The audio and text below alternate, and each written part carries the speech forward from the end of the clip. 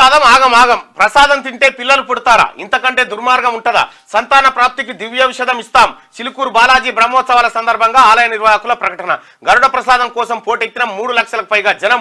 Traffic తో కిక్కిరిసిపోయిన Moinabad route. ఇటీవల Ramdev బాబాపై supreme court serious. IMA దీనిపై స్పందిస్తుందా? ఇది ముమ్మాటికి ప్రజలను తప్పుదో పట్టించడం కాదా? ఓవైపు ఇస్రో అంతరిక్ష ప్రయోగాలతో ప్రపంచాన్ని అబ్బురపరుస్తుంటే మరోవైపు ప్రసాదం తింటే సంతాన ప్రాప్తి కలుగుతుందంటూ ప్రజలను తప్పుదో పట్టిస్తుండడం చర్చనీయాంశంగా మారింది. భార్యాభర్తల మధ్య కలయిక ద్వారా జరిగే సంతాన ప్రక్రియను ప్రసాదం తింటే కలుగుతుందంటూ ప్రచారం చేయడం పలు విమర్శలకు దారితీస్తోంది. నిజంగా గరుడ ప్రసాదం తింటే పిల్లలు పుడతారా? ఇదెక్కడి చోద్యం? ఇంతకంటే దుర్మార్గం ఉంటుందా? అంతరిక్షానికి నిచ్చెనలు వేస్తున్న సమయంలో ఇంకా ఈ మూఢనమ్మకాలతో ప్రజలను తప్పుదో పట్టించడం ఎంత మాత్రం సమంజసం కాదని చెప్పాలి. చిలుకూరు బాలాజీ టెంపుల్ నిర్వాహకులు సంతాన ప్రాప్తి పేరుతో గరుడ ప్రసాదం పంపిణీ చేయడం చర్చనీయాంశంగా మారింది. నిజంగా ప్రసాదం తింటే పిల్లలు పుడితే దేశవ్యాప్తంగా ఇన్ని ఫెర్టిలిటీ సంస్థలు, వైద్యులు, పరిశోధనలు అవసరం ఉండేది కాదు కదా. 2వ పేజీలోకి పోయి చూస్తే ఎంబీబీఎస్ డాక్టర్లు సైతం ఎందుకు తలా ఇంత ప్రసాదం పెడితే సరిపోతుంది కదా అనే ప్రశ్నలు ఉత్పన్నమవుతున్నాయి. వాస్తవానికి వెంకటేశ్వర స్వామి అంటే అందరి గౌరవంతో పాటు నమ్మకమే. కానీ గరుడ ప్రసాదం పేరు చెప్పి ఆలయ నిర్వాహకులు ఇలా ప్రజలను తప్పుదో పట్టించే కార్యక్రమాలు చేపట్టడంపై పలువురు ఆగ్రహం వ్యక్తం చేస్తున్నారు. చిలుకూరు బాలాజీ ఆలయ నిర్వాహకులు సంతాన ప్రాప్తికి దివ్య ఔషధం ఇస్తామని ప్రకటించడం, ఇది నమ్మి ఆ ఔషధం తీసుకోవడానికి ఏకంగా లక్షలాది మంది జనం తరలి రావడం మరింత విడ్డూరంగా మారింది. ఓవైపు పతాంజలి కేసు విషయంలో సుప్రీంకోర్టు రామ్దేవ్ బాబా ఆచార్య బాలకృష్ణపై సీరియస్ అయింది. ఆ కేసు ఇంకా కోర్టులో కొనసాగుతూనే ఉంది. ఇలాంటి సమయంలో చిలుకూరు బాలాజీ ఆలయ నిర్వాహకుల తీరు వివాదాస్పదంగా మారింది. బాబా రామ్దేవ్ పతాంజలి సంస్థపై IMA Indian Medical association react అయిన విధంగానే ఈ విషయంలో అవుతుందా లేదా అన్నది వేచి చూడాల్సిందే.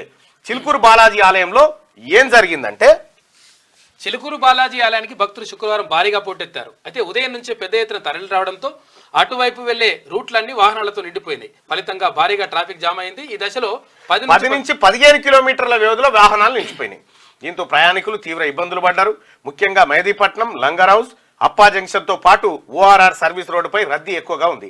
ప్రతి ఏటా శ్రీరామనవమి అనంతరం 2వ రోజు చిలుకూరి బ్రహ్మోత్సవాలు ప్రారంభమవుతాయి.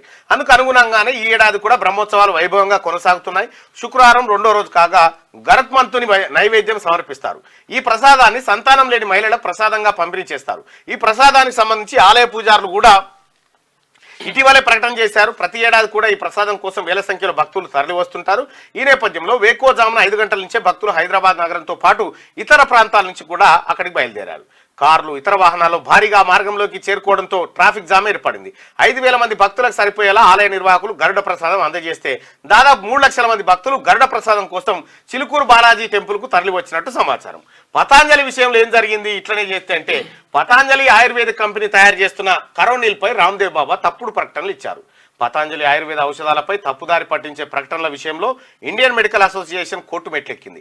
పతాంజలి తప్పుదోవ పట్టించే ప్రకటనలను నిలుపుదల చేసేలా ఆదేశాలు ఇవ్వాలంటూ కొన్ని నెలల కిందట Indian Medical association drugs and magic remedies act 1954 చట్టం ప్రకారం తప్పుదోవ పట్టించే ప్రకటనలు చేసిన పతాంజలి సంస్థపై చర్యలు తీసుకోవాలని కోరుతూ సుప్రీంకోర్టును ఆశ్రయించింది. వ్యాక్సినేషన్ డ్రైవ్, ఆధునిక ఔషధాలకు వ్యతిరేకంగా రామ్దేవ్ దుష్ప్రచారం చేస్తున్నారని ఆరోపిస్తూ ఇండియన్ మెడికల్ అసోసియేషన్ దాఖలు చేసిన పిటిషన్ను సుప్రీంకోర్టు విచారించింది. దీంతో కేసును విచారించిన సుప్రీంకోర్టు రామ్దేవ్ బాబాకు, కంపెనీ ఎండీ ఆచార్య బాలకృష్ణకు సుప్రీంకోర్టు తలంటు పోసింది. క్షమాపణలు చెప్పాలని ఆగ్రహం వ్యక్తం చేసింది. దీంతో తప్పైందని వేడుకుంటూ చెంపలేసుకొని క్షమాపణలు చెప్పారు.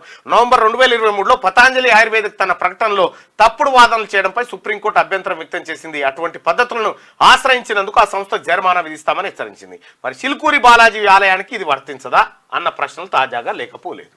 ఇగో ఇది జరిగింది కథ. ఒకటైతే నిజం, షూ మంతర్ ఖాళీ, ఏదో తింటే పిల్లలు పుడతారనుకోడు పొరపాటు.